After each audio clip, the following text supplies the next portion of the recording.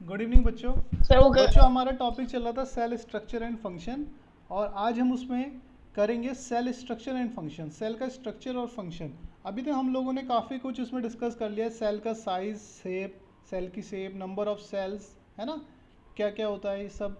आज हम लोग डिस्कस करेंगे कि सेल का स्ट्रक्चर एंड फंक्शन एक्चुअली कैसा होता है। तो देखिए बेटा,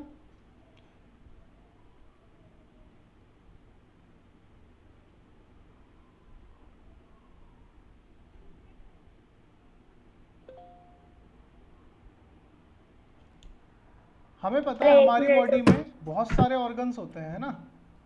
सर एक मिनट रुक जाइए। हाँ बेटा, लिविंग ऑर्गेनिज्म, जितने भी जिंदा जीव होते हैं, have many organs, have many organs, ठीक है। लिविंग ऑर्गेनिज्म में बहुत सारे ऑर्गन्स होते हैं,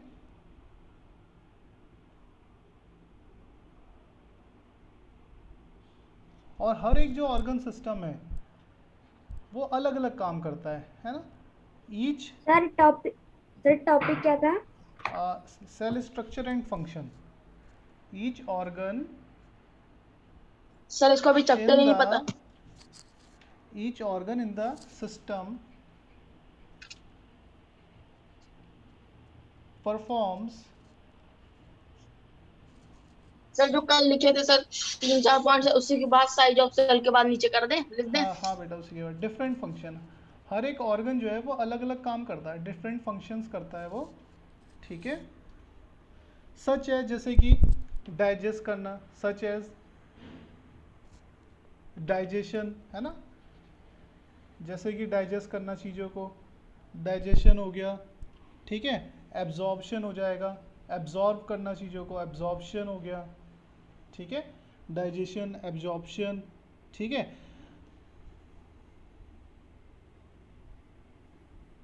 ठीक, अब ये यस ऑर्गन सर। किससे मिलके बने हैं?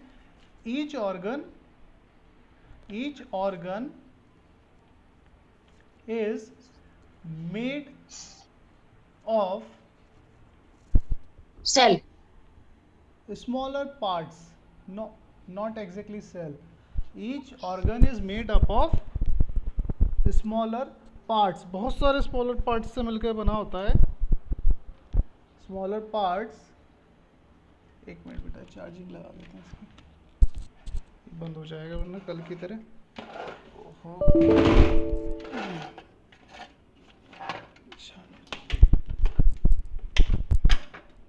सर ये योर बैटरी वेरी लो दिखा रहा है सर। हाँ अभी सही हो जाएगा।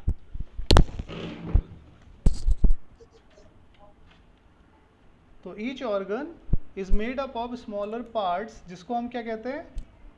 पार्ट्स नोन है, जिनको हम कहते हैं टिश्यू, नोन एज टिश्यू। मतलब जो ऑर्गन्स है ना बेटा, वो टिश्यूज से मिलके बने होते हैं, नोन एज टिश्यूज, ठीक है।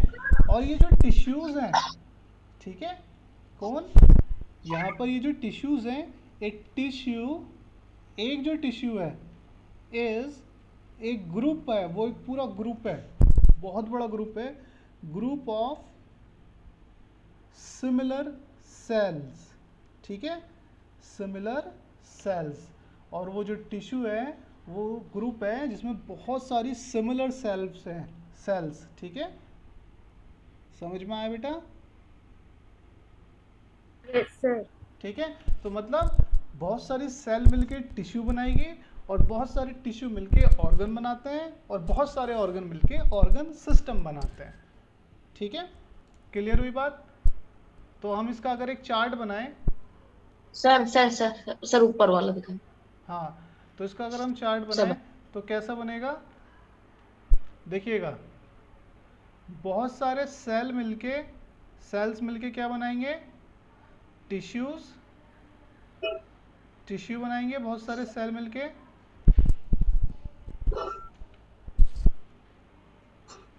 ठीक है। बहुत सारे टिश्यू मिलके क्या बनाएंगे? ऑर्गन बनाएंगे, और बहुत सारे ऑर्गन मिलके ऑर्गन सिस्टम बनाएंगे। तो अभी आपको क्लियर है कि कौन चीज़ क्या बनाते हैं। और सबसे बेसिक जो यूनिट है हमारी बॉडी की बेटा, सबसे बेसिक यूनिट क्या है हमारी? सेल। तो cell is the basic unit of our body, हमारी बॉडी की सबसे छोटी यूनिट। बेसिक यूनिट मतलब सबसे छोटी यूनिट। सब हम किससे मिलके बने हैं? सेल से बन के। ठीक है, आगे करें अब। सर 1 मिनट रुक जाइए, चार्ट बनाने में। चलिए नेक्स्ट हेडिंग डालिए, parts of the cell. Cell के क्या क्या पार्ट्स होते हैं? ठीक है, आज ऑलमोस्ट ये खत्म हो जाएगा। ठीक है बेटा, तो सेल के क्या क्या पार्ट्स होते हैं। चलिए अब हेडिंग डालिए, next heading, parts of the cell.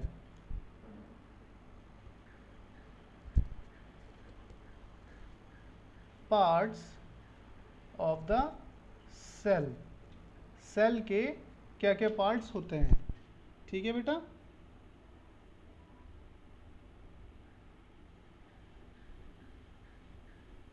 सबसे पहला आता है इसमें सेल मेम्ब्रेन। सबसे पहला पार्ट क्या हो गया इसमें? Cell membrane. ऑक्सीजन सिस्टम लिखे, ऑर्गन सिस्टम। ऑर्गन सिस्टम है बेटा, ऑर्गन सिस्टम। सबसे पहला पार्ट हो गया इसमें सेल मेम्ब्रेन। ठीक है, देखिए सेल मेम्ब्रेन ये होता क्या है। पार्ट्स ऑफ द सेल के अंदर सबसे पहला है सेल मेम्ब्रेन। तो the basic component of cell are cell membrane. Cell का सबसे बेसिक कंपोनेंट है। ठीक है, बेसिक कंपोनेंट ऑफ सेल मतलब सबसे छोटी चीज, बेसिक कंपोनेंट ऑफ सेल। ठीक, सबसे इंपॉर्टेंट चीज भी कह सकते हैं इसको, basic component of the cell. ठीक है, इसके अंदर क्या क्या होता है सेल के अंदर? इट कंसिस्ट, इसके अंदर क्या होता है बेटा? It consist cytoplasm. साइटोप्लाज्म, इसके अंदर साइटोप्लाज्म होता है एंड क्या होता है? न्यूक्लियस। ठीक है, nucleus, NUCLEUS, NUCLEUS।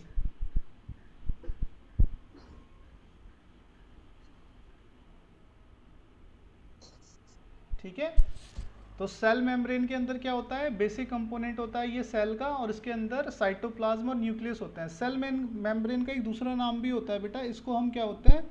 Plasma membrane. ठीक है, इसको हम प्लाज्मा मेम्ब्रेन भी कहते हैं। तो ये एक अगर मैं इसको दिखाना चाहूँ डायग्राम में कैसे होगा, जैसे ये सेल है, सेल मेम्ब्रेन है। ठीक है, सेल मेम्ब्रेन, और इसके अंदर क्या क्या है? इसके अंदर है साइटोप्लाज्म, साइटोप्लाज्म और न्यूक्लियस। ठीक है, साइटोप्लाज्म और न्यूक्लियस है इसके अंदर, सेल मेम्ब्रेन के अंदर। ठीक है,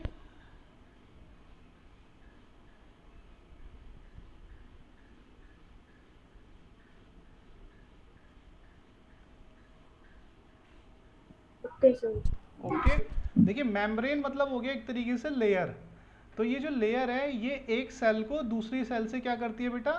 सेपरेट करती है। ठीक है, ये जो मेम्ब्रेन है, आपको आप याद रखना इस चीज को कि जो मेम्ब्रेन है, मेम्ब्रेन मतलब होता है लेयर। तो ये क्या करती है? एक सेल को दूसरी सेल से सेपरेट करती है ना। कवच है ना एक तरीके से, आप देख पा रहे हो कि सर्कल के अंदर चीजें हैं।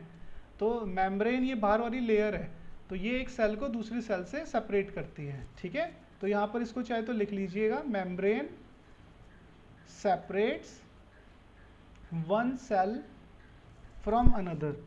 ठीक है, membrane separates one cell from other, one cell from other cell, other cells। ठीक है, क्लियर हुई बात?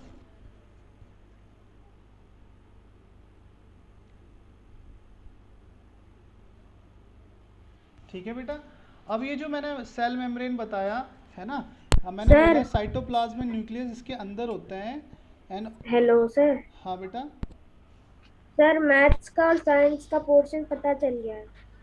ठीक है, अभी डिस्कस कर लेंगे बेटा, उसको पहले आप इसको नोट डाउन करते हुए चलिए। देखिए ये जो सेल मेम्ब्रेन है बेटा, सेल मेम्ब्रेन ये क्या काम करती है? इसके अंदर से जो भी न्यूट्रिएंट चाहिए होता है इसको। ठीक है, सेल मेम्ब्रेन इज पोरस, इसे छोटी सी, इसके अंदर ना छोटे छोटे छेद होते हैं ऐसे। छोटे छोटे छेद होते हैं। पोरस मतलब होता है बेटा छोटे छोटे छेद होना। Cell membrane is porous. Porous मतलब हो गया इसमें छोटे छोटे छेद होते हैं। क्यों होते हैं ये छेदों का क्या काम होता है? विच अलाउज, अलाउज मतलब जो अलाउ करती है, विच अलाउज, ठीक है, किसको अलाउ करती है? द मूवमेंट, कौन सी movement? The movement of substance, movements of minerals, both inward and outward. ठीक है, इसका मतलब क्या हुआ? देखिए सेल मेम्ब्रेन में छोटे छोटे छेद होते हैं। अब बेटा हर एक सेल को जिंदा रहने के लिए न्यूट्रिएंट्स की जरूरत है ना। आपको पता है हमारी बॉडी को अगर खाना नहीं मिलेगा तो हमारी बॉडी थोड़े टाइम बाद खराब होने लगेगी, झुर्रियाँ पड़ जाएगी, धीरे धीरे हम बूढ़े होने लगेंगे, बिल्कुल खाल सुकड़ सी जाएगी हमारी, है ना, अगर हमें सर प्रॉपर खाना नहीं मिलेगा। हाँ बेटा।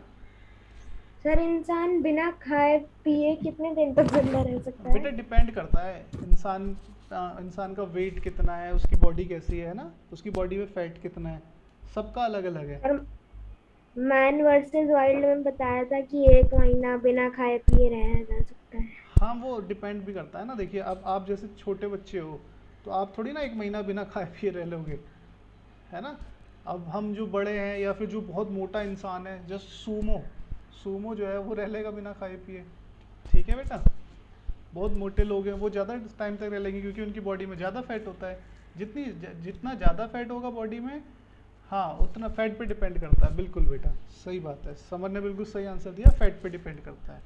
तो मैंने आपको बताया बेटा सेल के अंदर छोटे छोटे छेद होते हैं, है ना, जिससे क्या होता है इसको न्यूट्रिएंट मिलता रहता है और जो भी इसमें फालतू चीज़ें होती है वो बाहर जाती रहती हैं। ठीक है, समझ में आ गई बात? सेल मेम्ब्रेन के अंदर छोटे छोटे छेद होते हैं जिससे इसको न्यूट्रिएंट मिलता है।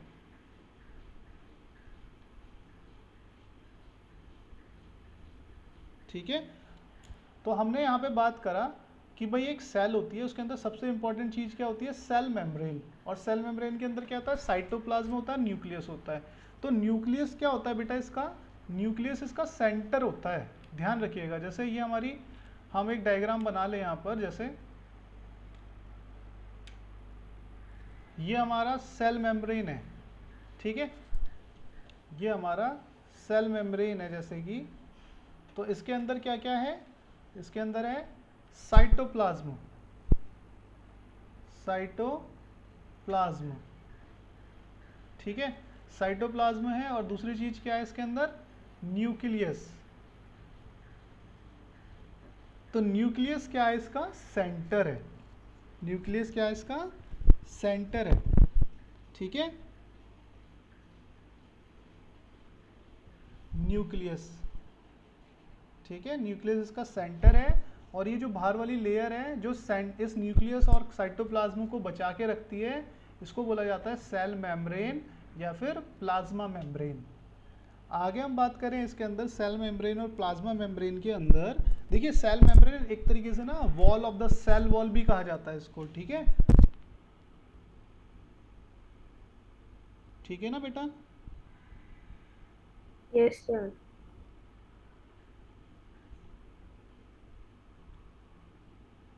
ठीक है, इस सेल मेम्ब्रेन के चारों ओर भी एक लेयर होती है, मैं आपको बना के दिखाऊं। जैसे ये सेल मेम्ब्रेन है, इसके चारों ओर भी एक लेयर होती है जिसको हम बोलते हैं सेल वॉल। क्या बोलते हैं इसको हम? सेल वॉल, सेल की दीवार, है ना, जो सेल को किसी भी चीज़ से खराब नहीं होने देती, बचा के रखती है हर एक चीज़ से, तो इसको बोलते हैं सेल वॉल। ठीक है,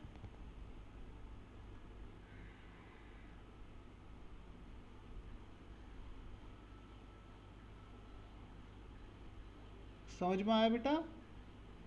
ये सेल वॉल इससे किस चीज़ से बचा के रखती है? अंदर की सेल को हीट से, टेम्परेचर से, है ना, टेम्परेचर से बचा के रखेगी, हीट से बचा के रखेगी, जो उसे ख़राब नहीं होने देता, हीट से बचा के रखेगी। ठीक है, और किससे? इट प्रोटेक्ट्स, ये बचा के रखती है, इट प्रोटेक्ट्स सेल मेम्ब्रेन। ठीक है, इट प्रोटेक्ट सेल मेम्ब्रेन, कौन? Cell wall. It protect cell membrane from heat, temperature, ठीक है, विंड, हाई विंड, बहुत तेज विंड से, है ना, दूसरी चीज़ों से भी। समझ में आया बेटा?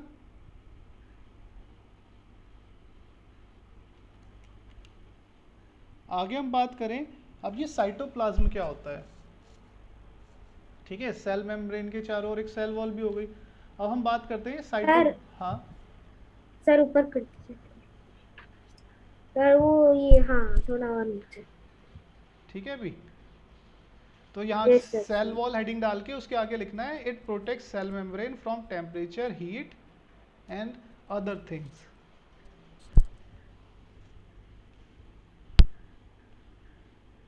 सर ये क्या लिखा हुआ है?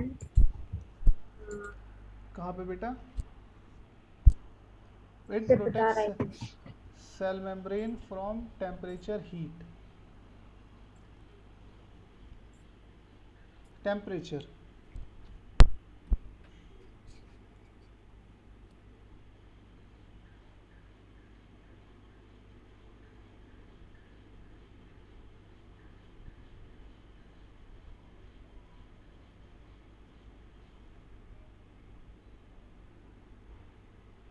ठीक है, अब देखिए आपको मैंने अभी बताया। अब हम बात करें, अगर एक हम सेल का डायग्राम बना रहे हैं तो देखिए कैसा डायग्राम उसका होता है।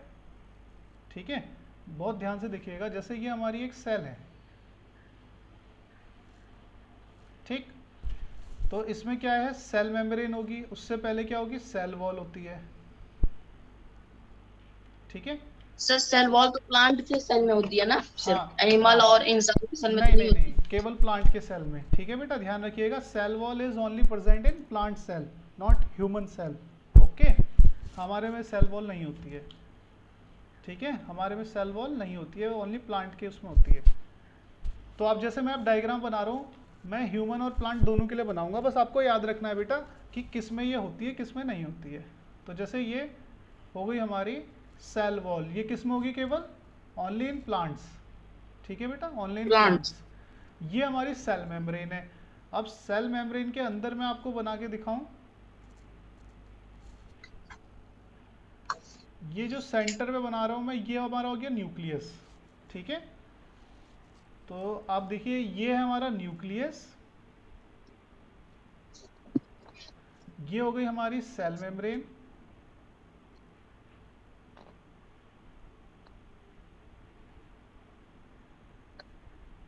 ठीक है, न्यूक्लियस हो गया, सेल मेम्ब्रेन। ठीक है बेटा, और ये हो गया हमारा सेल वॉल, जो कि केवल प्लांट में होगी, ध्यान रखिएगा।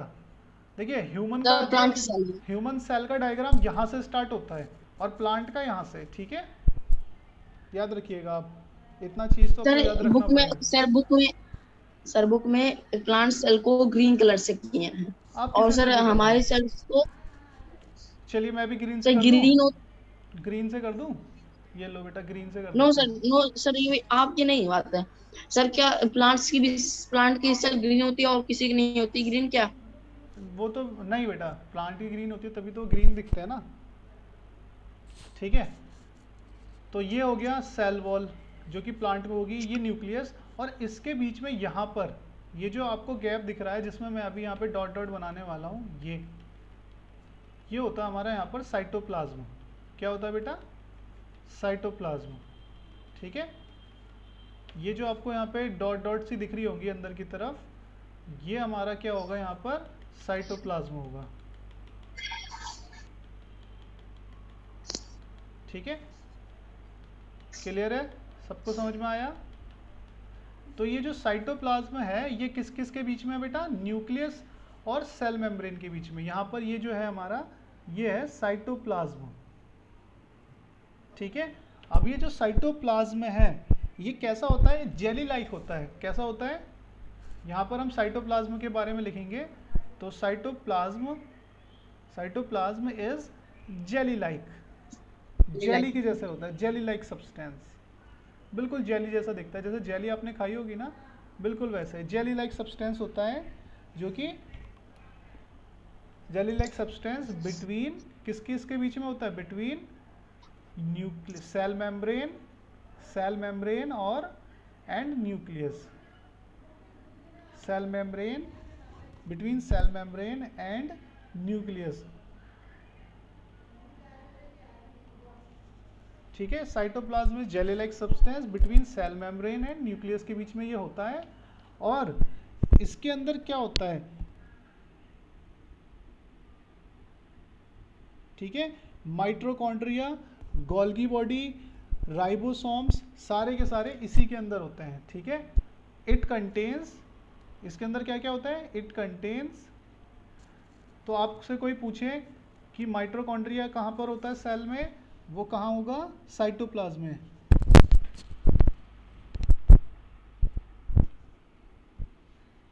ठीक है, क्या क्या, इट कंटेन्स माइटोकॉन्ड्रिया,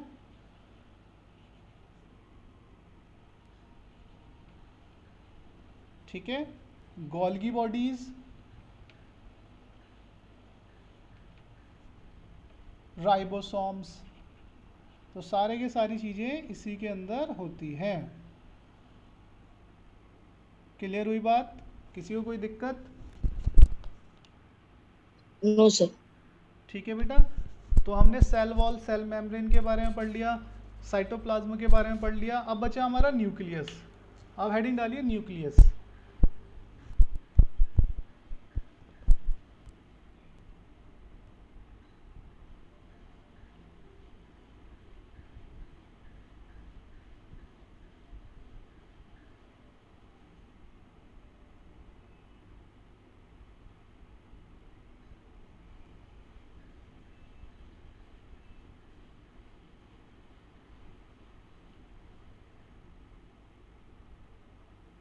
हेलो।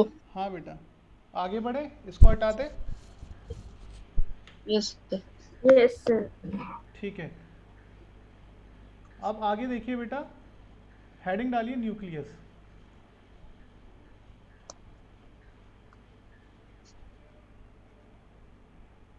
देखिए ये न्यूक्लियस जो है ये सेल के सेंटर में होता है। मैं इसको डायग्राम से दिखाऊं तो देखिए बेटा, जैसे ये हो गया हमारा सेल मेम्ब्रेन, ठीक, उसके बाद आ गया हमारा ये न्यूक्लियस मेम्ब्रेन, और ये अंदर की तरफ होता है न्यूक्लियस, और यहाँ क्लोरोफॉर्म। पर हो जाएगा हमारा न्यूक्लियस। देखिए अंदर ये येलो येलो जो सेक्शन दिख रहा है सर आपको, न्यूक्लियस में क्लोरोफॉर्म होता है ना? क्या बेटा? सर न्यूक्लियस के अंदर क्लोरोफॉर्म होता है ना? न्यूक्लियस इन्हें क्लोरोफॉर्म। क्लोरोफॉर्म मतलब मैं समझा नहीं बेटा।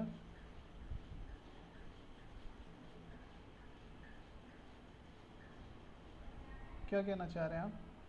न्यूक्लियस इन्हें क्लोरोफॉर्म होता है? सर ये स्पेलिंग है, yes, R O cell wall बेटा केवल प्लांट्स में एम होता है। O S E M. Chromosome बोलिए ना फिर। सर यही। हाँ सर उसके क्रोमोसोम। अंदर डीएनए, हाँ सही बोल रहे हो आप, क्रोमोसोम होता है बिल्कुल, उसके जो अंदर डीएनए, सर जेनेटिक उसके अंदर प्रॉपर्टीज जीन्स। कैरी करता है, बिल्कुल जीन्स कैरी करता है, सही बात है। ठीक है, सर हाँ। सर मीटिंग रिजॉइन करनी है? नहीं बेटा रिजॉइन नहीं करनी, बहुत ध्यान से जल्दी से इसको लिख लीजिए न्यूक्लियस के लिए।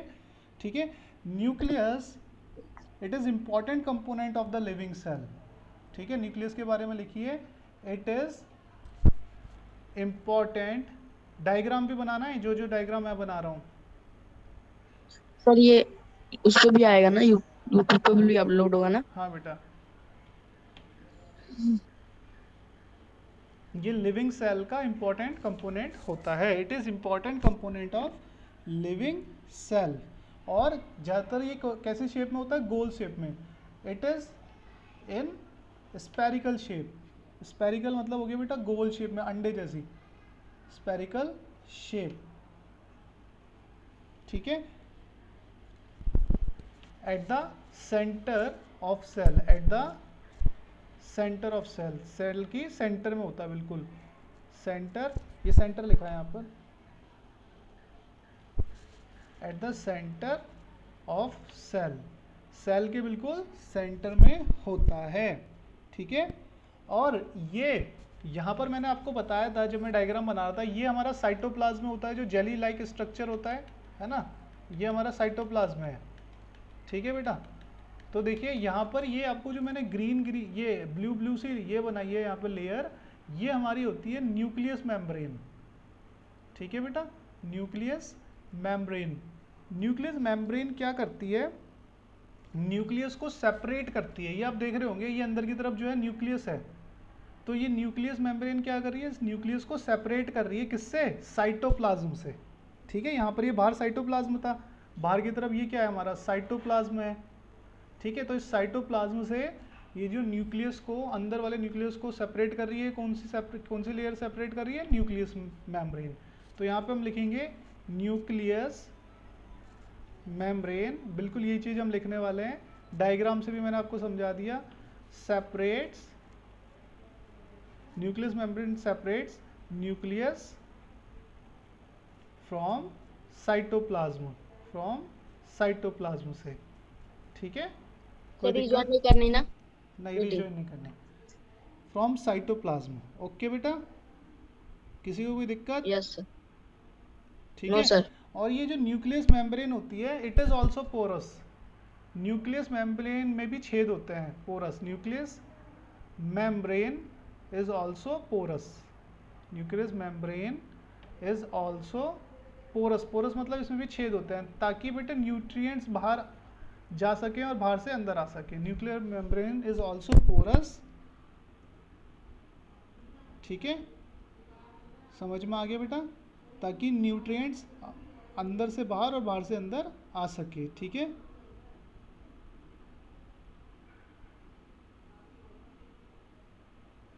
ठीक है।